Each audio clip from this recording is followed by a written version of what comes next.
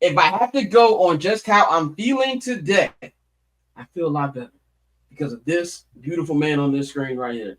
Ben Johnson has a plan, and you see the plan being executed in live time. Some of the shit that Caleb does wrong, he stand on it. There was this one play. It was like a 15-yard pass to Roshan Johnson that was completed. He cussed Caleb out because he threw the ball too long. Now I do feel, and Caleb is still holding on to the ball a little bit too long. He threw a couple interceptions this week. If you care about June's stats, I think two of them were his fault. The other two, I probably blame the receivers. Either way, I still think that he still has a ways to go before he lets the ball out quicker. But I just love seeing the coaches coach, man. Like I've been covering this team for 5 seasons. This is my 5th season, my 4th full time covering the team, and I remember the last year of Nagy, and so I don't want to grade Nagy on that because I kind of even he felt like he was on his way out, so I'm not gonna grade him on that. But the 3 years of the flus that I saw, I've never seen coaches with their group on the coaching field. I know that sounds crazy, but I never seen it. We'll see Antoine Randall working with the wide receivers and being real aggressive.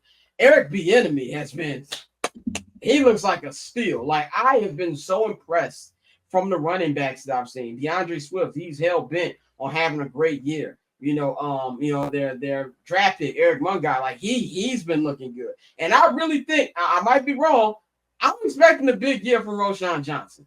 He's been really, really getting on him as well. And you see one thing I also see is like sometimes I would just watch Flus, watch the practice like he's a media member, not doing anything else. Ben Johnson's taking notes. All the coaches are taking notes. Al Harris does this thing where if it's 11 on 11s, he's standing in the back of the field and he's looking at it from like a safety cornerback position and he's watching everything and taking notes as the scrimmage is going on. Ben Johnson taking notes. He's on a walkie-talkie. It's a full operation, and even the little small shit, like Tyreek just said in the video we just played. The Dennis Allen does the same thing. The attention to detail is just off the charts, and that's something that I'm excited about.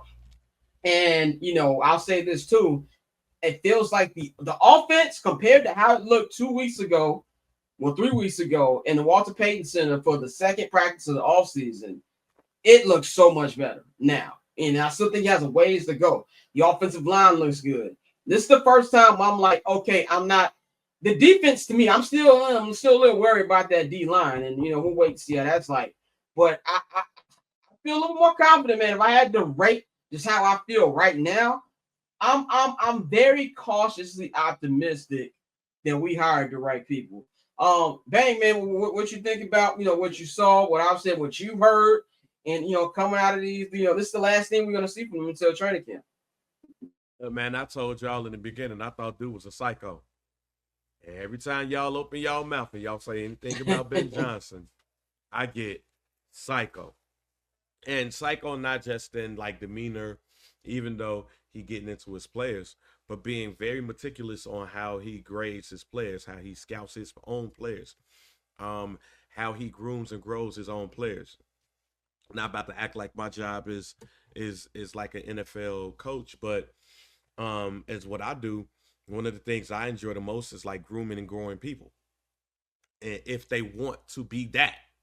So it seems like that the Bears want to be that and they're seeing the benefits of it. Like I've seen so many players say that they did not expect this. Like they didn't expect what was going to happen.